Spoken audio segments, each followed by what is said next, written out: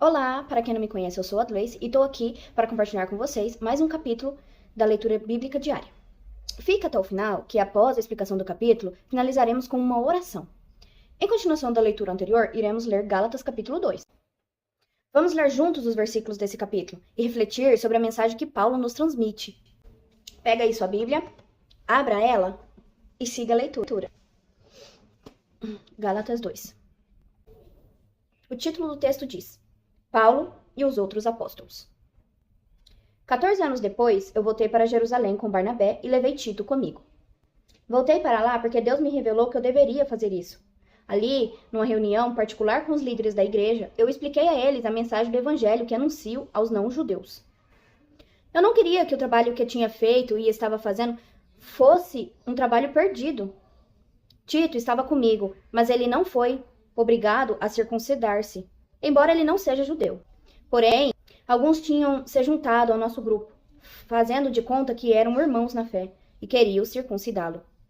Eram homens que tinham entrado para o grupo com opiniões, a fim de espiar a liberdade que temos por estarmos unidos com Cristo Jesus e para nos tornar escravos de novo. Mas em nenhum momento nós cedemos, pois queríamos que vocês tivessem o verdadeiro evangelho.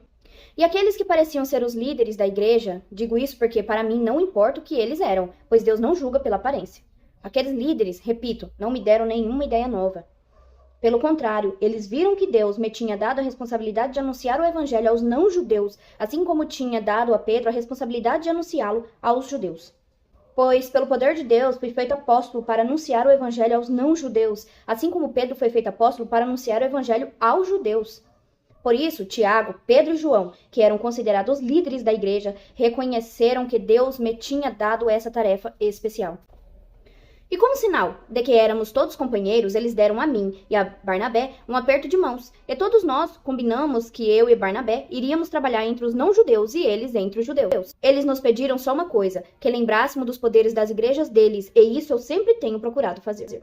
O subtítulo agora do capítulo: Paulo fica contra Pedro em Antioquia. Porém, quando Pedro veio para Antioquia da Síria, eu fiquei contra ele em público porque ele estava completamente errado. De fato, antes de chegarem ali alguns homens mandados por Tiago, Pedro tomava refeições com os irmãos não-judeus. Mas depois que aqueles homens chegaram, ele não queria mais tomar refeições com os não-judeus, porque tinha medo dos que eram a favor de circuncidar os não-judeus. E também os outros irmãos judeus começaram a agir como hipócritas, do mesmo modo que Pedro e até Barnabé se deixou levar pela hipocrisia deles.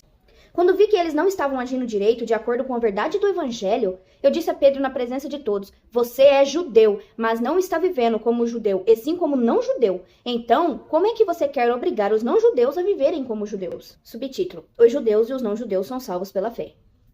Versículo 15 em diante. O fato é que nós somos judeus de nascimento e não pecadores, não judeus, como eles são chamados. Mas sabemos que todos são aceitos por Deus, somente pela fé em Jesus Cristo e não por fazerem o que a lei manda. Assim, nós também temos crido em Cristo Jesus, a fim de sermos aceitos por Deus pela nossa fé em Cristo, e não por fazermos o que a lei manda. Pois ninguém é aceito por Deus por fazer o que a lei manda. Ao procurarmos ser aceitos por Deus, por estarmos unidos com Cristo, fica claro que somos pecadores, como os não-judeus. Mas será que isso quer dizer que Cristo trabalha em favor do pecado? Claro que não. Se eu, depois de ter destruído a lei, começar a construí-la de novo como meio de ser aceito por Deus, aí sim fica claro que eu havia quebrado a lei. Pois, quanto à lei, estou morto, morto pela própria lei, a fim de viver para Deus.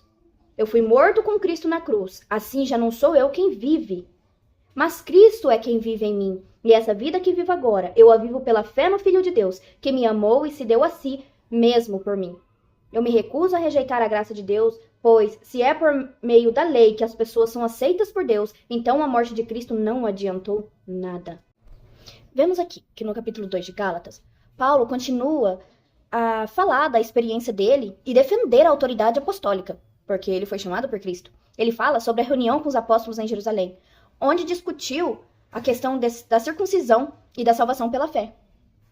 Paulo ainda fala, destacado, que a salvação não vem pelas obras da lei, mas sim pela fé em Jesus Cristo.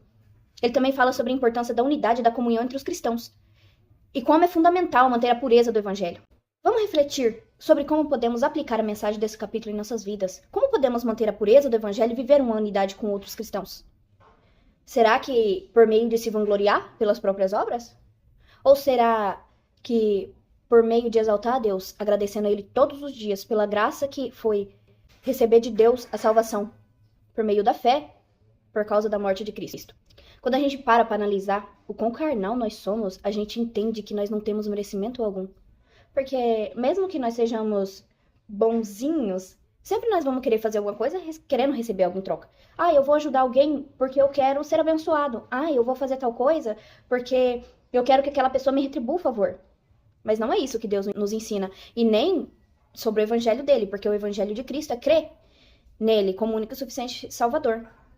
E a religião de Jesus Cristo é você ajudar o órfão e a viúva. Não querer o mérito para si de que você fez alguma coisa. Porque depois que você conhece o evangelho de Cristo, você compreende que de você é impossível fazer as coisas sem ter retorno, sem querer ter alguma coisa em troca.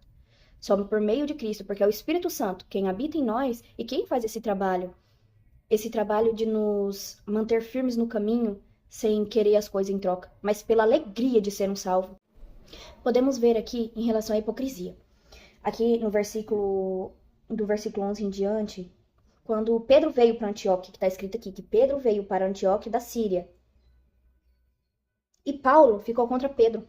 Por quê? Pedro estava sentado ali no meio dos gentios, que são os não-judeus. São aqueles que não são filhos legítimos, mas aqueles que foram enxertados na videira verdadeira pelo fato de terem crido em Jesus Cristo. Pedro estava no meio deles conversando e tudo, mas quando chegaram aqueles líderes religiosos, judeus, e viram Pedro ali no meio, Pedro ficou com medo. Pedro se levantou e como se ele tivesse contra aquelas pessoas. E Paulo, vendo isso, ele não aceitou. Isso foi hipocrisia de Pedro, por causa da religião, da religiosidade daqueles homens. Pedro queria ficar contra os gentios, falar que eles precisavam se circuncidar, sendo que ele sabia que o que salvava não era a circuncisão e nem a lei, mas o fato da fé em Cristo. Isso era o que salvava aqueles homens que estavam ali. Um pouco a gente pode ver que Pedro deixou de lado o trabalho dele, que o Espírito Santo encaminhava ele, por causa do medo do que os outros iam falar.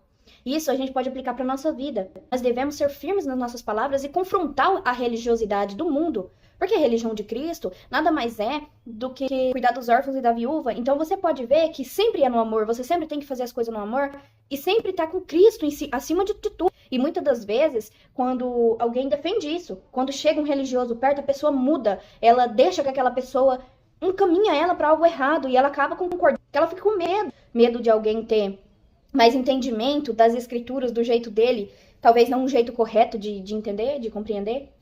Então fica aqui pra gente parar e pensar se aquilo que a gente tá seguindo é porque é realmente o certo ou é porque a gente tá seguindo uma multidão. Aquele efeito manada, sabe? Porque tá todo mundo indo pra uma direção, então nós temos que ir por essa direção porque esse povo tá guiando, ou porque a gente tem certeza da nossa decisão, daquilo que a gente acredita. Porque o Espírito Santo, ele não engana a gente. O Espírito Santo, ele é santo, ele não é enganador. Enganador é Satanás. O Espírito Santo, ele é verdadeiro. Ele age naquilo que é certo, assim como está nas Escrituras. Se desviou um pouco das Escrituras, já não é mais o Espírito Santo. Talvez a sua própria carne está te levando por um caminho que não é para levar. Ou talvez o teu orgulho não está te deixando descer do pedestal e deixar o Espírito Santo trabalhar. Então vamos aqui refletir. Nós estamos sendo cristãos ou estamos sendo religiosos? O que está nos guiando? O Espírito Santo ou a religião? O que nos motiva? A verdade ou o medo de ser contestado?